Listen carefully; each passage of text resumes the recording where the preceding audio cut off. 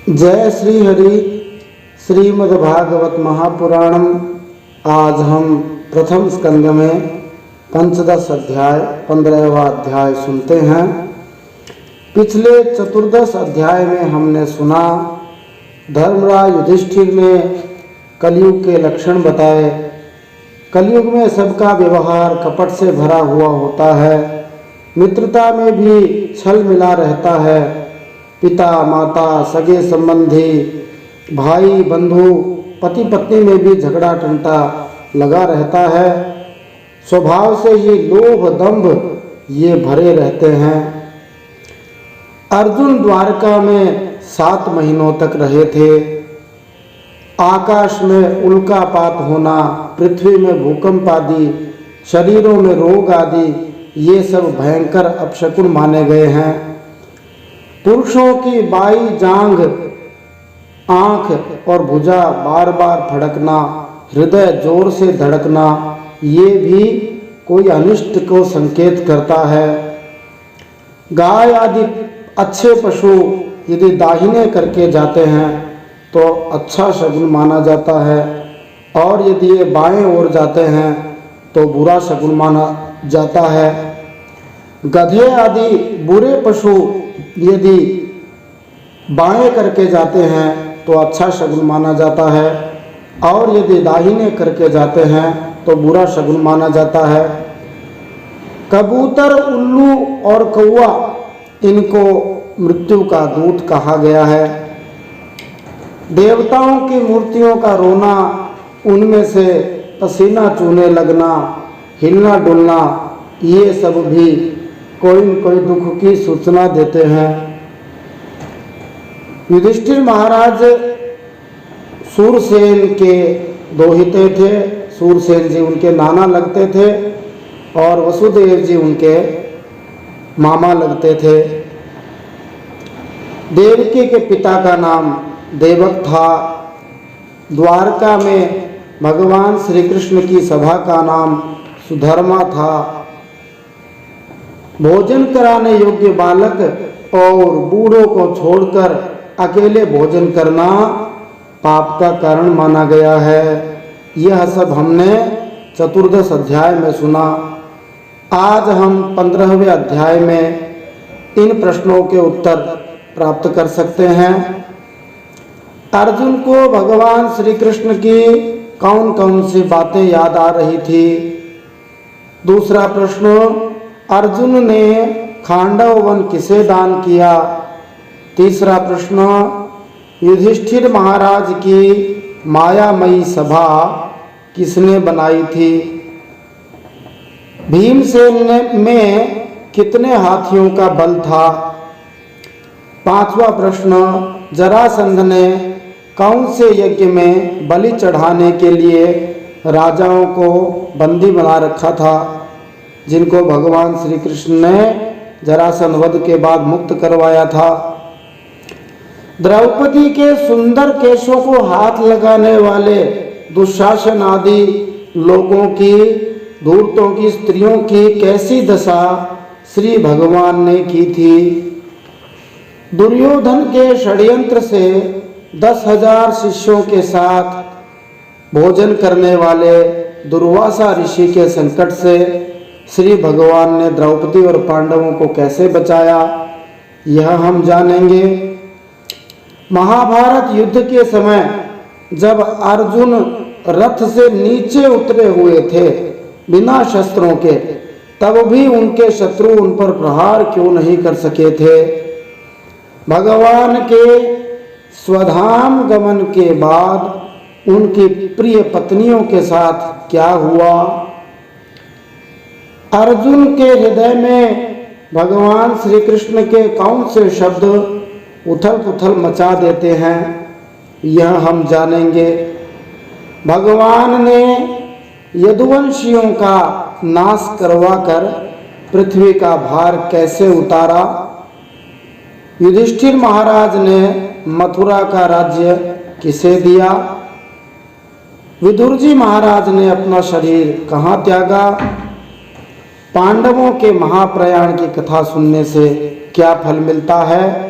इन प्रश्नों के उत्तर आज हम 15वें अध्याय में प्राप्त करेंगे। जय श्री हरि।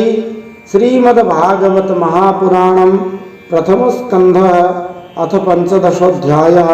अब हम 15वां अध्याय पढ़ते हैं। प्रथम स्कंद में श्री कृष्ण विरह व्यथित पांडवों का परीक्षित महाराज को राज्य देकर स्वर्ग से धारना। सूत जी कहते हैं, भगवान श्री कृष्ण के प्यारे सखा अर्जुन एक तो पहले ही श्री कृष्ण के विरह से कमजोर हो गए थे, उस पर युधिष्ठिर महाराज ने उनको सामने प्रश्नों की झड़ी सी लगा दी। दुख से अर्जुन का मुख और हृदय कमल सूख गया था, चेहरा फीका पड़ गया था। वे उन्हीं भगवान श्री कृष्ण के ध्यान में ऐसे डूब रहे थे कि बड़े भाई के प्रश्नों का कुछ उत्तर न दे सके। सूत उवाच एवं कृष्ण सखा कृष्णो भ्रात्रा राज्ञा विकल्पिता नानाशंकास्पदां रूपां कृष्ण विश्लेषकर्षिता शोकेन शोषद्वदना हृत्सरोजो हतप्रभा विभुं तमेवानुध्यायान् नाशक्नोत् प्रतिभाषितुम्। श्री कृष्ण की आंखों से ओझल हो जाने से अर्जुन उत्कंठा के परवश हो रहे थे। रथ हाँकने टहलने आदि के समय भगवान ने उनके साथ जो मित्रता, अभिन्न हृदयता और प्रेम से भरे हुए व्यवहार किए थे, उनकी याद पर याद अर्जुन को आ रही थी। बड़े दुख से अपने शोक का वेग रोका, हाथ से नेत्रों के आंसू पूछे, रुंधे हुए गले से अपने भाई जी युधिष्ठिर से कहा, कृच्छ्रेण संस्थाभ्यशुच पाणिनामृजनेत्रयो परोक्षेण समोन्नाथ प्रणयोत्कण्ठ्यकातरः साख्यं मैत्रीं सौहृदां च सारथ्यादिषु संस्मरन् नृपमाग्रजमित्याह बाष्पगदया गिरा। अर्जुन बोले, मेरे ममेरे भाई अथवा घनिष्ठ मित्र का रूप धारण कर भगवान श्री कृष्ण ने मुझे ठग लिया। मेरे जिस प्रबल पराक्रम से बड़े बड़े देवता भी आश्चर्य में डूब जाते थे, उसे भगवान श्री कृष्ण ने मुझसे छीन लिया। जैसे यह शरीर प्राण से रहित होने पर मृतक कहलाता है, वैसे ही उनके क्षण भर के वियोग से ही यह संसार अप्रिय दिखने लगता है। अर्जुन वाच वांछितो हम महाराज हरिणा बंधुरूपिणा येन मे परितां तेजो देव विस्मापनं महत् यस्य क्षणवियोगेन लोको यप्रियदर्शनः उक्थेन रहितो येषः मृतकः प्रोच्यते यथा। अर्जुन कहते हैं, भगवान के आश्रय से द्रौपदी स्वयंवर में राजा द्रुपद के घर आए हुए राजाओं को तेज मैंने हर लिया, धनुष पर बाण चढ़ाकर मत्स्य वेद किया और इस प्रकार द्रौपदी को प्राप्त किया था। यहाँ श्लोक संख्या 7 से 21वें श्लोक तक अर्जुन वसंत तिलका छंद के अंदर अपने भावों को, भगवान को याद करते हुए वर्णन कर रहे हैं, भगवान ने कैसे कैसे अर्जुन पर कृपा की थी। बोलिए भक्तवत्सल भगवान की जय। वसंत तिलका छंद में संश्रया द्रुपद गे हमुपागतानां राज्ञां स्वयं वरमुखे स्मर दुर्मदानां तेजोरितं खलु मया विहता श्रमाच साजीकृतेन धनुषा धिगता च कृष्णा। भगवान की सन्निधि मात्र से अर्जुन ने समस्त देवताओं के साथ इंद्र को भी जीतकर अग्निदेव को उनकी तृप्ति के लिए खांडव वन का दान कर दिया और मैदानों की बनाई हुई मायामयी सभा प्राप्त करी। और युधिष्ठिर महाराज के यज्ञ में सब ओर से आकर राजाओं ने अनेकों प्रकार की भेंटें समर्पित करी।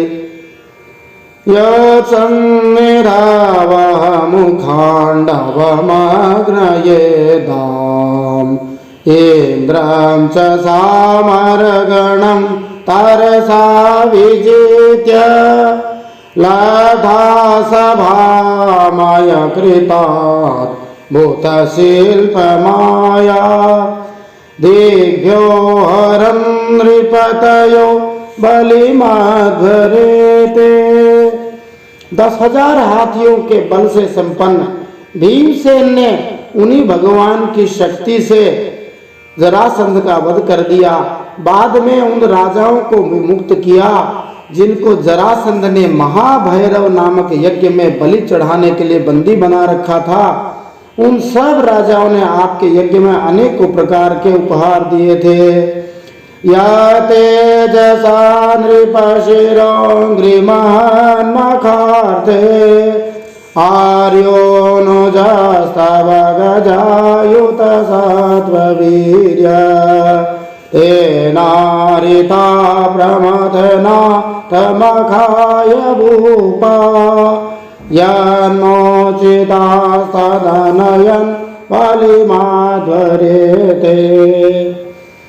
द्रौपदी राजसूय यज्ञ के महान अभिषेक से पवित्र किए हुए अपने सुंदर केशों को, द्रौपदी के जिन केशों को जिन दुष्टों ने भरी सभा में छूने का साहस किया था, बिखेर कर तथा आंखों में आंसू भरकर जब भगवान श्री कृष्ण के चरणों में द्रौपदी गिरी, तब उन्होंने उस द्रौपदी के सामने उसके उस घोर अपमान का बदला लेने की प्रतिज्ञा करके उन धूर्त लोगों की स्त्रियों की कैसी दशा की कि वे विधवा हो गई और उन्हें अपने बाल अपने हाथों से खोल देने पड़े। जब विधवा हो जाती है तो बाल अपने हाथों से खोलने पड़ते हैं।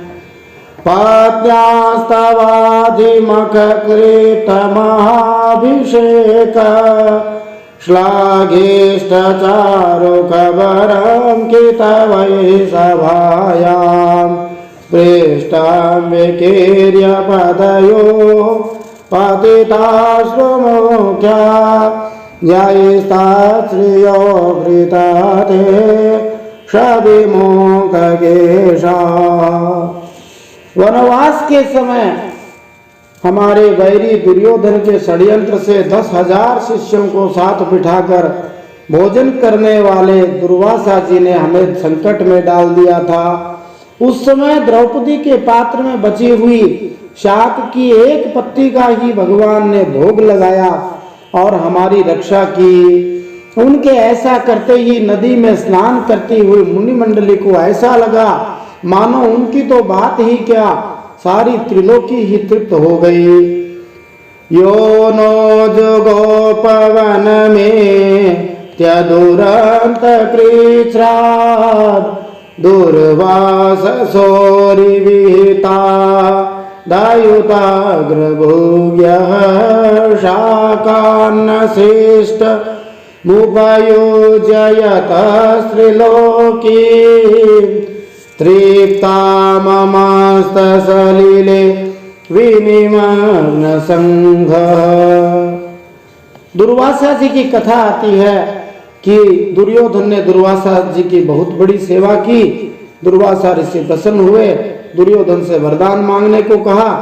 दुर्योधन ने सोचा कि दुर्वासा जी के शाप से पांडवों को नष्ट करने का अच्छा अवसर है, तो दुर्वासा जी से दुर्योधन ने कहा, हमारे कुल में युधिष्ठिर महाराज सबसे बड़े हैं, आप अपने 10,000 शिष्यों सहित उनका आतिथ्य स्वीकार करें, किंतु आप उनके यहाँ उस समय जाना जब द्रौपदी भोजन कर चुकी हो, जिससे उन्हें भूख का कष्ट न उठाना पड़े। द्रौपदी के पास भगवान सूर्य की दी हुई एक ऐसी दिव्य बटलोई थी जिसमें पकाया हुआ भोजन द्रौपदी के भोजन कर लेने से पूर्व समाप्त नहीं होता था, किंतु उसके भोजन करने के बाद वह समाप्त हो जाता था।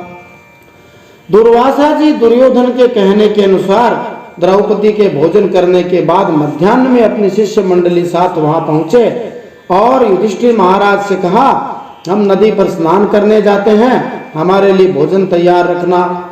द्रौपदी को बड़ी चिंता हुई, क्योंकि वन में उनके पास खाने को थोड़ा बहुत मिलता था, एक आध मुट्ठी चावल लाते थे, उसी को द्रौपदी महारानी उस अक्षय बटलोई में पका करके सबको बांट देती थी, खत्म नहीं होता था, चाहे हजारों लाखों लोग भोजन कर जाओ, ऐसी भगवान की कृपा थी।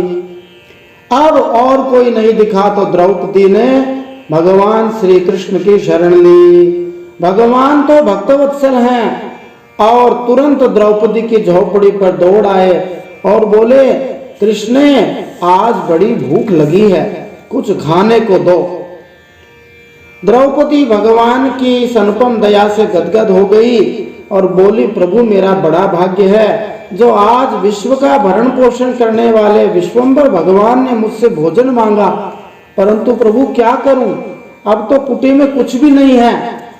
भगवान ने कहा, अच्छा वो बटलोई तो लाओ, उसमें तो कुछ होगा ही। द्रौपदी बटलोई ले आई, उसमें कहीं शाक का एक कण लगा हुआ था। विश्वात्मा भगवान हरि ने उसी को भोग लगाकर त्रिलोकी को तृप्त कर दिया। और भीमसेन ने कहा कि मुनि मंडली को भोजन के लिए बुला लाओ, मुनिगण तो पहले ही तृप्त होकर भाग गए थे। ये कथा विस्तार से महाभारत में आती है। एक महात्मा जी ने बताया कि द्रौपदी कोई साधारण स्त्री नहीं थी, पंच सतियों में द्रौपदी का नाम आता है। तो द्रौपदी कोई आजकल की महिलाओं की तरह नहीं थी जो बर्तनों को ठीक प्रकार से न मांजे। ये तो भगवान की ऐसी लीला थी, इसीलिए उस बर्तन के अंदर एक दाना बच गया, या भगवान ने अपनी इच्छा से उसमें एक दाना उत्पन्न कर दिया, इसमें शंका नहीं करनी चाहिए। बोलिए भक्तवत्सल भगवान की जय। अर्जुन कहते हैं, भगवान के प्रताप से ही मैंने भगवान शंकर को युद्ध में आश्चर्य में डाल दिया और उन्होंने मुझे अपना पाशुपत अस्त्र प्रदान किया। दूसरे लोकपालों ने भी मुझे अपने अपने अस्त्र प्रदान किए, और तो क्या उनकी कृपा से सशरीर स्वर्ग गया। देवराज इंद्र ने अपने बराबर मेरे को सिंहासन पे स्थान प्रदान किया।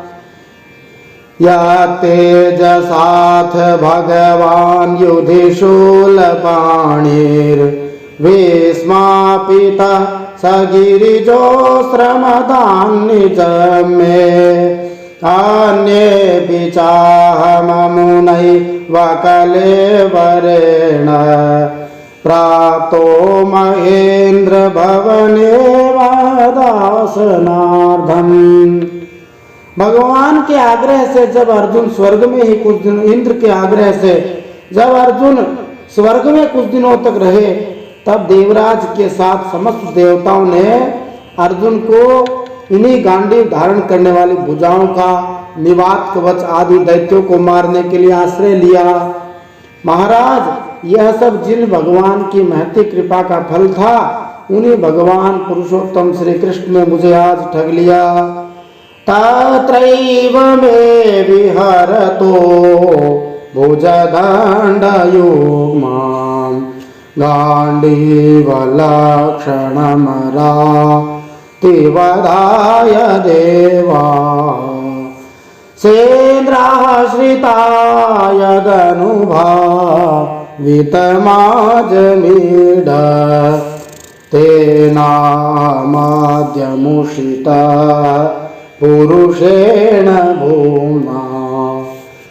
महाराज, कौरवों की सेना भीष्म द्रोण आदि अजय महात्माओं से, महामत्स्यों से पूर्ण अपार समुद्र के समान दुस्तर थी, लेकिन भगवान का आश्रय ग्रहण करके अकेले ही रथ पर सवार हो मैं उसे पार कर गया। उन्हीं भगवान की सहायता से, आपको याद होगा, मैंने विराट राजा का सारा गोधन तो वापस ले ही लिया, साथ ही उनके सिरों पर चमकते हुए मणिमय मुकुट तथा अंगों के अलंकार तक छीन लिए थे।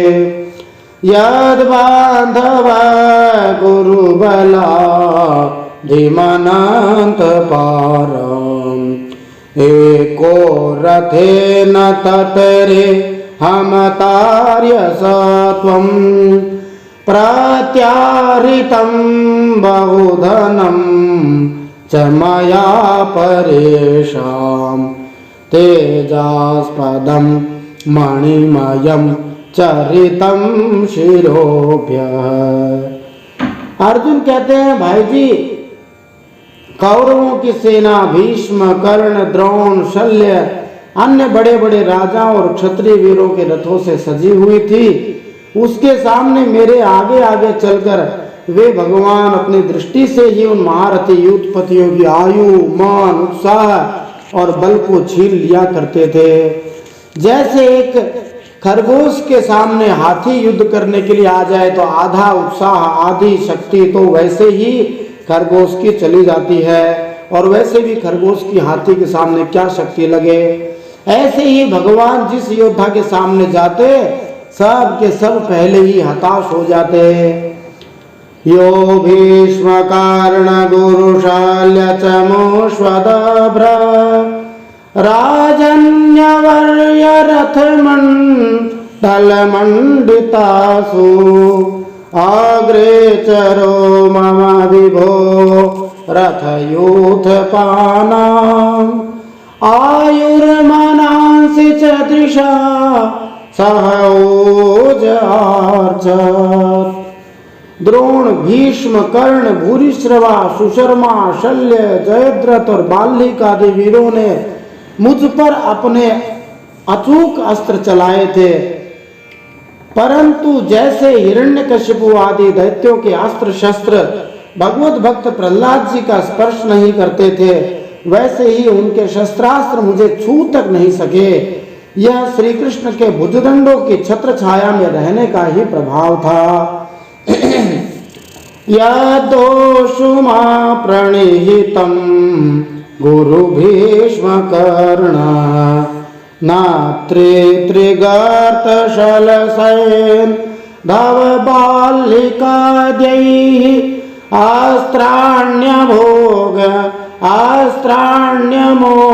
महिमा निरूपितानि नोपस्पृशुर्नृहरिदा समिवासुराणि।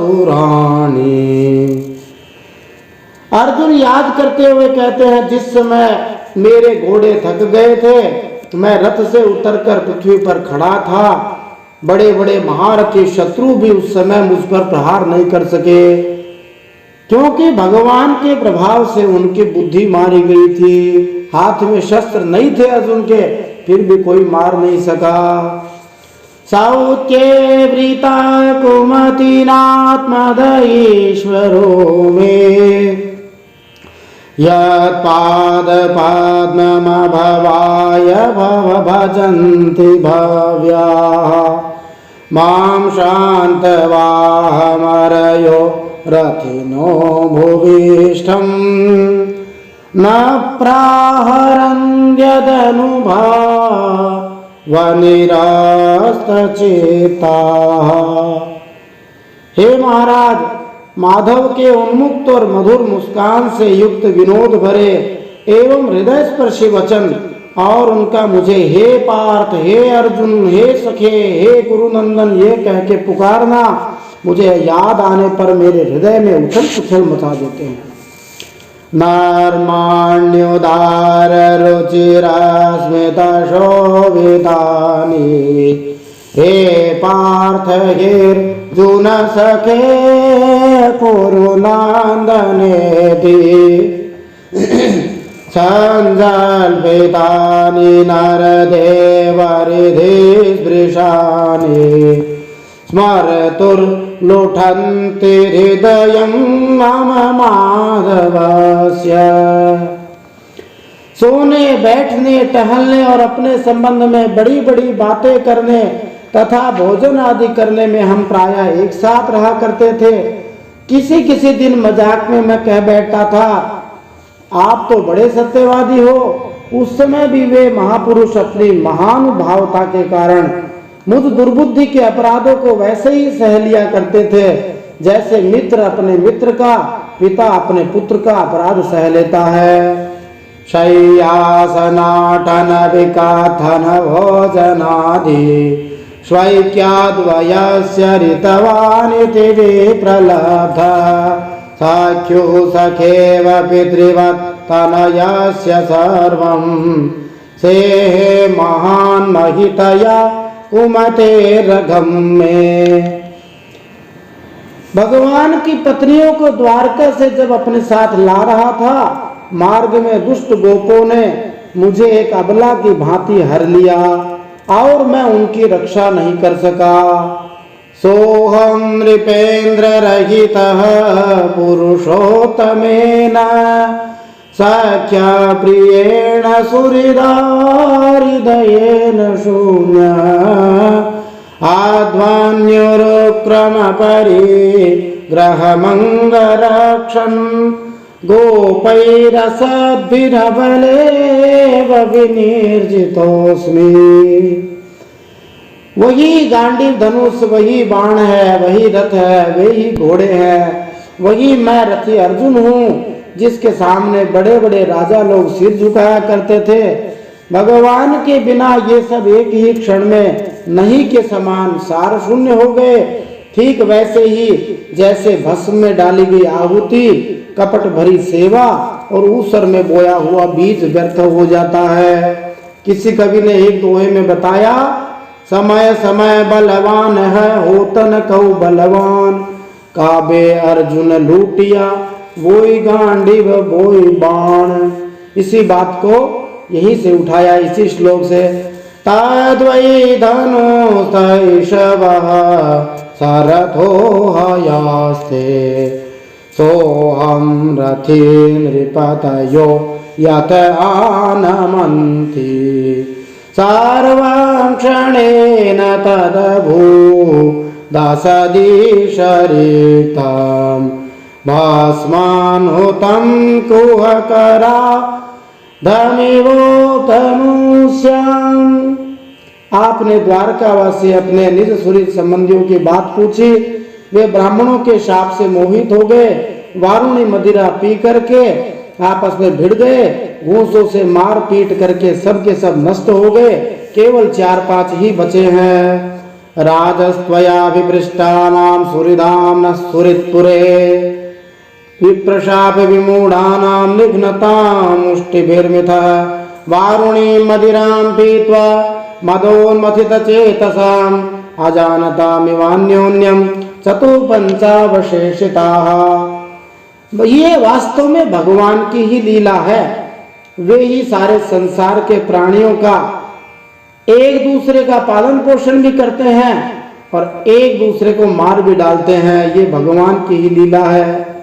जिस प्रकार जलचरों में बड़े जंतु छोटों को, बलवान दुर्बलों को, बड़े बलवान भी परस्पर एक दूसरे को खा जाते हैं, उसी प्रकार अतिशय बली और बड़े यदुवंशियों के द्वारा भगवान ने दूसरे राजाओं का संहार करवाया पहले, बाद में आपस में यदुवंशियों का नाश करा करके पृथ्वी का भार पूर्ण रूप से उतार दिया।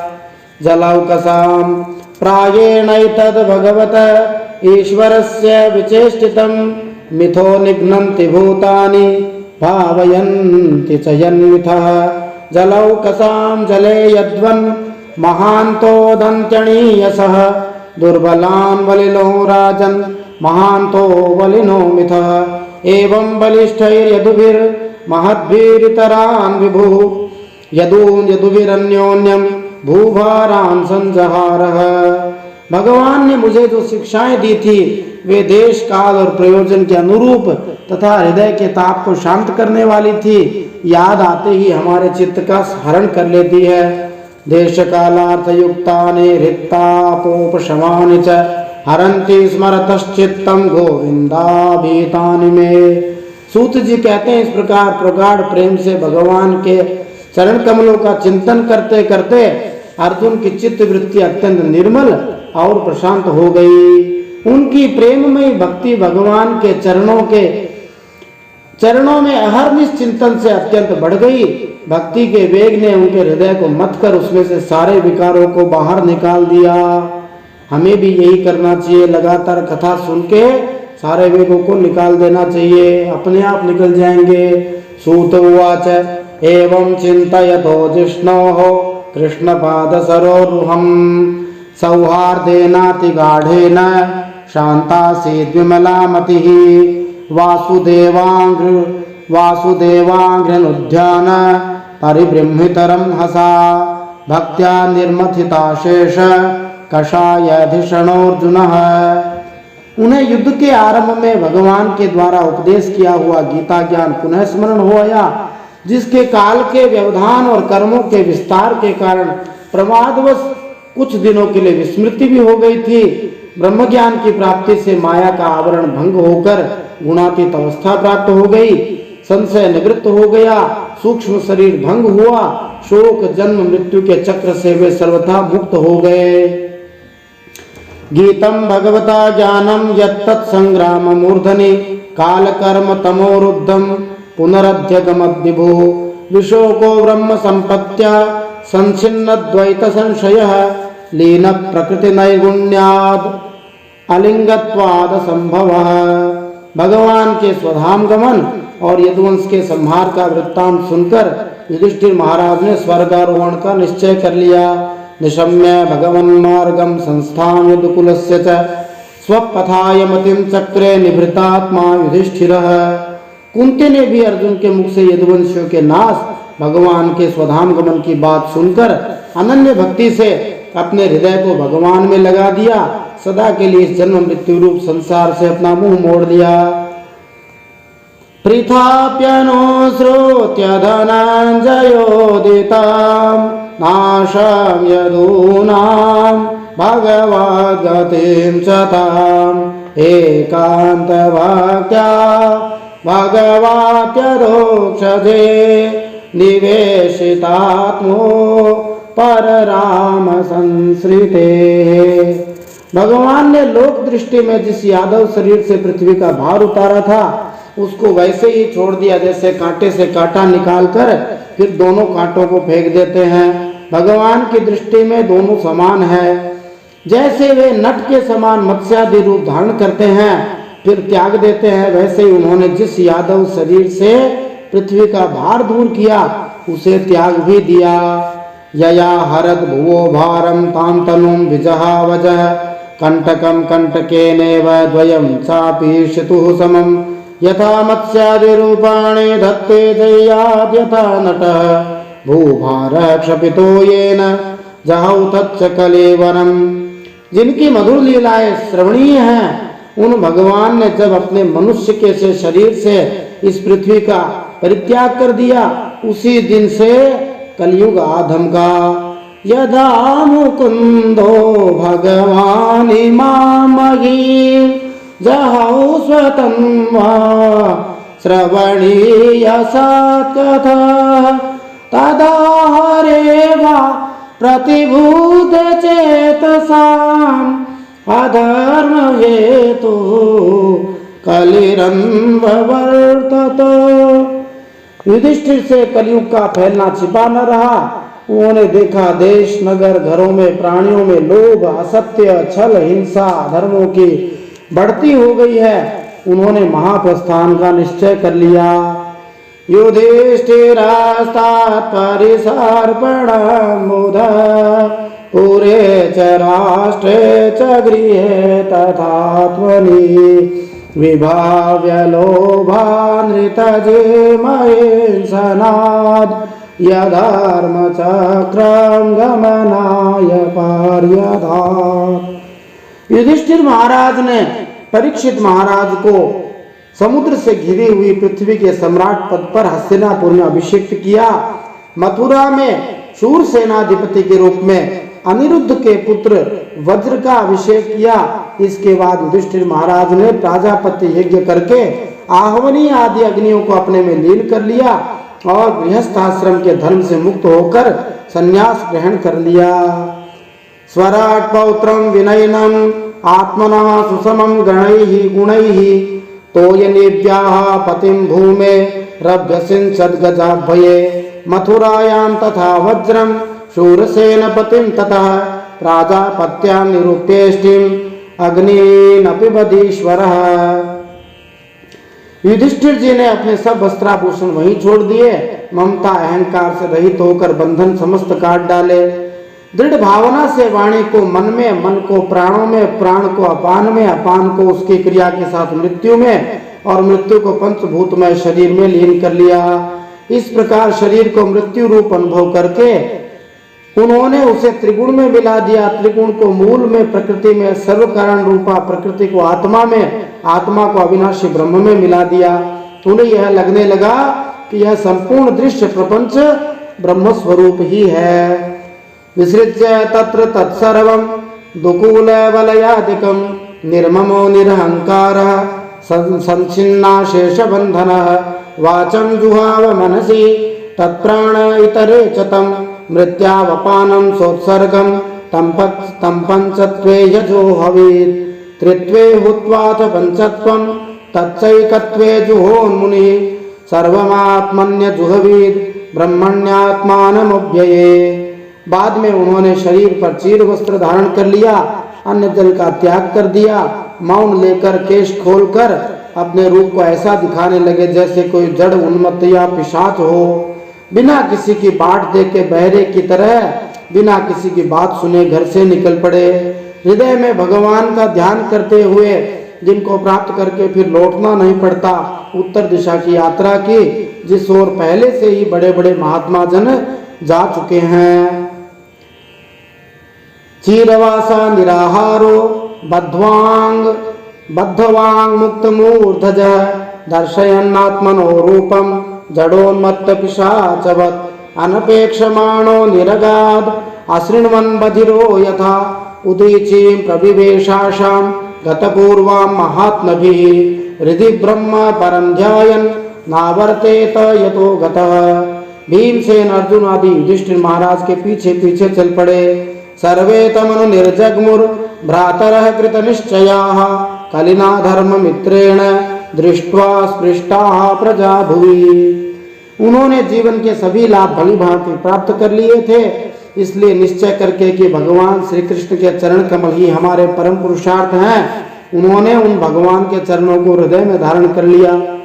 पांडवों के हृदय में भगवान के चरणों के ध्यान से भक्ति भाव उमड़ आया। बुद्धि सर्वथा शुद्ध होकर भगवान के रूप में स्थित हो गई, जिसमें निष्पाप पुरुष ही स्थिर हो पाते हैं। फलतः उन्होंने अपने विशुद्ध अंतःकरण से स्वयं वही गति प्राप्त की जो विषयासक्त दुष्ट मनुष्यों को कभी प्राप्त नहीं हो सकती।